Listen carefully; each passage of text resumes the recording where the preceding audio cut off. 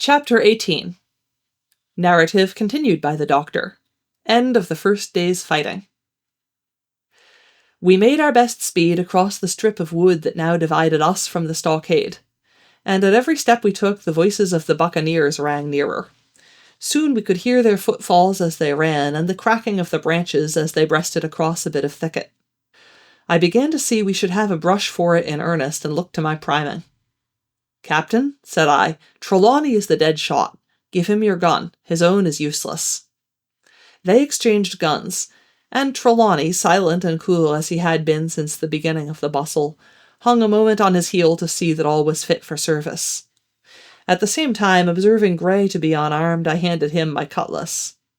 It did all our hearts good to see him spit in his hand, knit his brows, and make the blade sing through the air.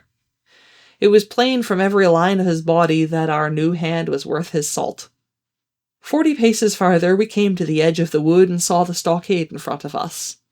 We struck the enclosure about the middle of the south side, and almost at the same time 7 mutineers, Job Anderson the boatswain at their head, appeared in full cry at the southwestern corner. They paused as if taken aback, and before they recovered, not only the squire and I, but Hunter and Joyce from the blockhouse had time to fire. The 4 shots came in rather a scattering volley, but they did the business. One of the enemy actually fell, and the rest without hesitation turned and plunged into the trees. After reloading, we walked down the outside of the palisade to see to the fallen enemy. He was stone dead, shot through the heart. We began to rejoice over our good success, when just at that moment a pistol cracked in the bush, a ball whistled close past my ear, and poor Tom Redruth stumbled and fell his length on the ground. Both the squire and I returned the shot, but as we had nothing to aim at, it is probable we only wasted powder. Then we reloaded and turned our attention to poor Tom. The captain and Grey were already examining him, and I saw with half an eye that all was over. I believe the readiness of our return volley had scattered the mutineers once more, for we were suffered without further molestation to get the poor old gamekeeper hoisted over the stockade and carried groaning and bleeding into the log-house. Poor old fellow, he had not uttered one word of surprise, complaint, fear, or even acquiescence from the very beginning of our troubles till now, when we had laid him down in the log-house to die. He had lain like a Trojan behind his mattress in the gallery. He had followed every order silently, doggedly, and well. He was the oldest of our party by a score of years. And now, sullen old serviceable servant. It was he that was to die. The squire dropped down beside him on his knees and kissed his hand, crying like a child. "Be I going, doctor?" he asked. "Tom, my man," said I, "you're going home." "I wish I had had a look at them with the gun first," he replied. "Tom," said the squire, "say you forgive me, won't you?" "Would that be respectful like from me to you, squire?" was the answer. "Howsoever, so be it, amen." After a little while of silence, he said he thought somebody might read a prayer. "It's the custom, sir," he added apologetically. And not long after, without another word, he passed away. In the meantime, the captain, whom I had observed to be wonderfully swollen about the chest and pockets, had turned out a great many various stores. The British colours, a Bible, a coil of stoutish rope, pen, ink, the log-book, and pounds of tobacco. He had found a longish fir tree lying felled and trimmed in the enclosure, and with the help of Hunter, he had set it up at the corner of the log-house where the trunks crossed and made an angle. Then, climbing on the roof, he had with his own hand bent and run up the colours. This seemed mightily to relieve him. He re-entered the log-house and set about counting up the stores as if nothing else existed. But he had an eye on Tom's passage for all that, and as soon as all was over, came forward with another flag and reverently spread it on the body. "Don't you take on, sir," he said, shaking the squire's hand.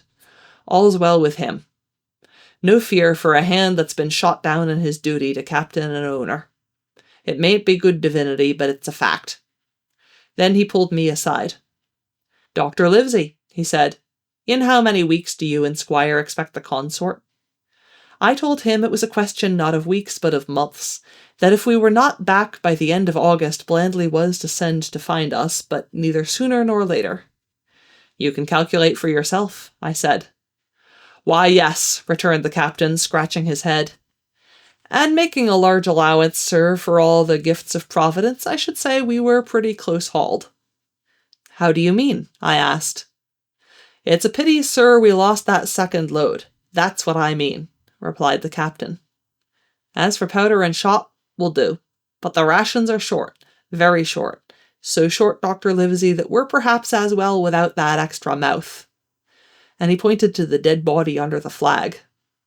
Just then, with a roar and a whistle, a round shot passed high above the roof of the log house and plumped far beyond us in the wood.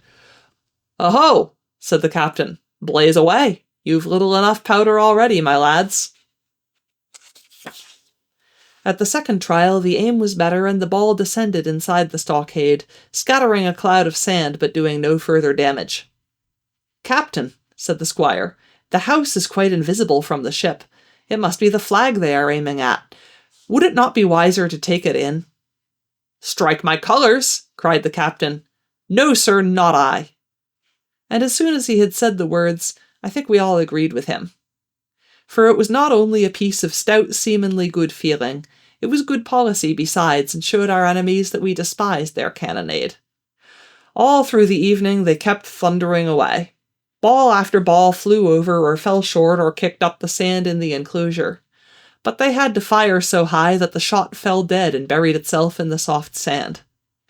We had no ricochet to fear, and though one popped in through the roof of the log house and out again through the floor, we soon got used to that sort of horseplay and minded it no more than cricket.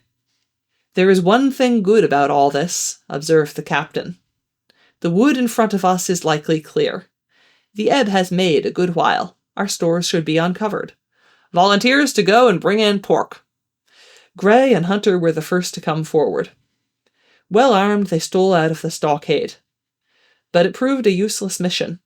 The mutineers were bolder than we fancied, or they put more trust in Israel's gunnery. For 4 or 5 of them were busy carrying off our stores and wading out with them to one of the gigs that lay close by, pulling an oar or so to hold her steady against the current. Silver was in the stern sheets in command, and every man of them was now provided with a musket from some secret magazine of their own. The captain sat down to his log, and here is the beginning of the entry. Alexander Smollett, master. David Livesey, ship's doctor. Abram Gray, carpenter's mate. John Trelawney, owner. John Hunter and Richard Joyce, owners, servants, landsmen. Being all that is left faithful of the ship's company. With stores for 10 days at short rations, came ashore this day and flew British colours on the log house in Treasure Island. Thomas Redruth, owner's servant, landsman, shot by the mutineers. James Hawkins, cabin boy. And at the same time I was wondering over poor Jim Hawkins' fate. A hail on the land side. "Somebody hailing us," said Hunter, who was on guard. "Doctor, squire, captain! Hello, Hunter, is that you?" came the cries. And I ran to the door in time to see Jim Hawkins, safe and sound, come climbing over the stockade.